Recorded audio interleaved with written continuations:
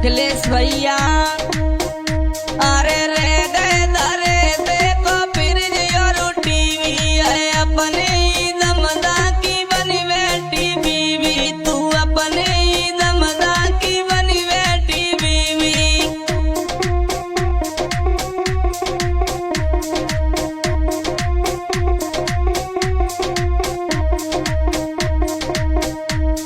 अरे कर्म करो करो पति रोई रोई की जीता तू बजी गई दमान संग योरी अनीता तू बजी गई दमान संग योरी अनीता।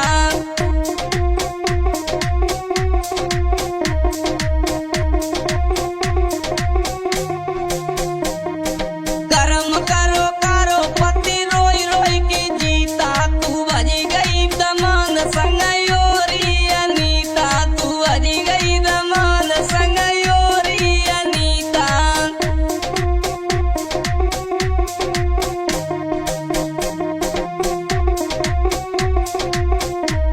तू करी गई कलेस पति छोड़ गई लोता तू बजी गई दमान संग योरी अनीता तू बजी गई दमान संग योरी अनीता।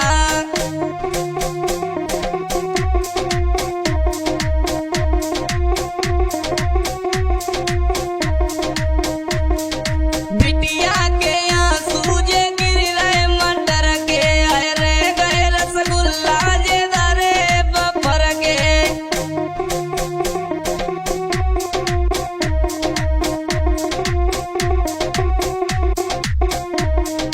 बिटिया के आंसू गिर रहे मटर के रे गए दरे रसगुल्ला बफर के।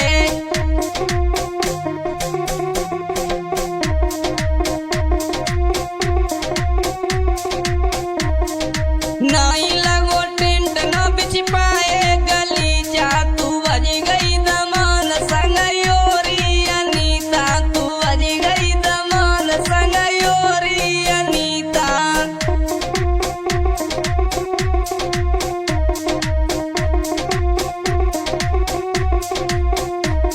तू करी गई कलेस पति छोड़ गई रोता तू बजी गई दमान संग योरी अनीता तू बजी गई दमान संग योरी अनीता।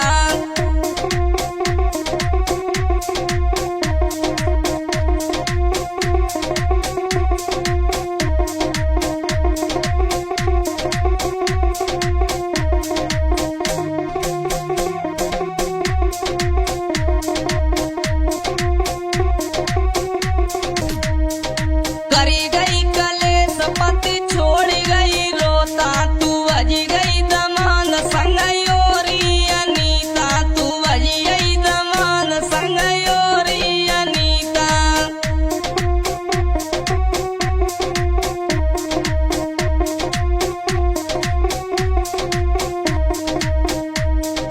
करी गई कलेस पति छोड़ गई रोता तू बजी गई दमान संग योरी अनीता तू बजी गई दमान संग योरी अनीता।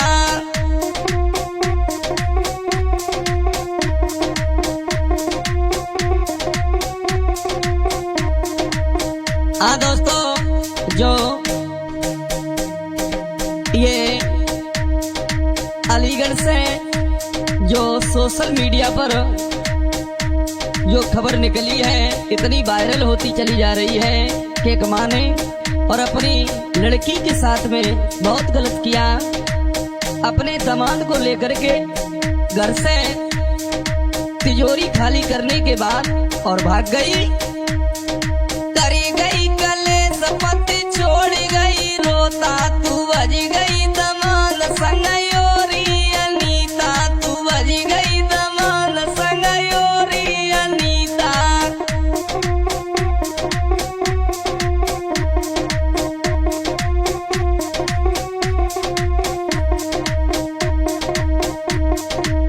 घर की तिजोरी करी गई है तू खाली लेके दमान संग बैठ गई गाड़ी तू लेके दमान संग बैठ गई गाड़ी।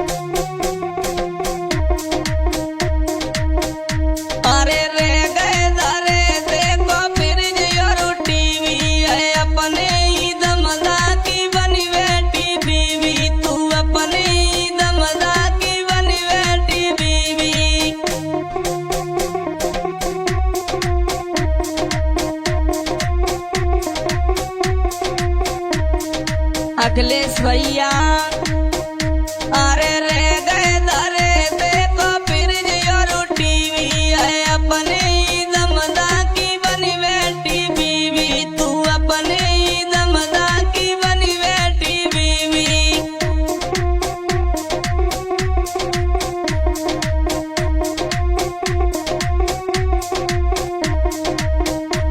अरे कर्म करो करो पति रोई रोई की जीता तू बजी गई दमान संग योरी अनीता तू बजी गई दमान संग योरी अनीता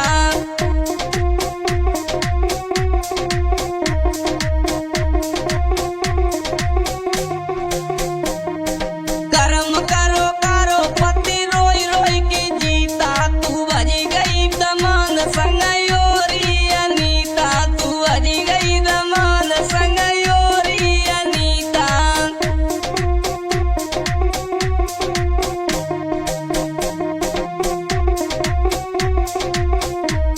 तू करी गई कलेस पति छोड़ी गई लोता तू बजी गई दमान संग योरी अनीता तू बजी गई दमान संग योरी अनीता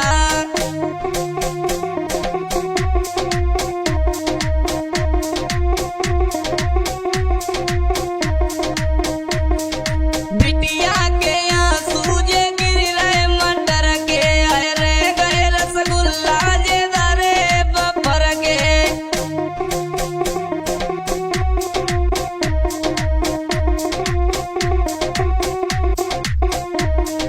बिटिया के आंसू गिर रहे मटर के रह गए धरे रसगुल्ला बफर के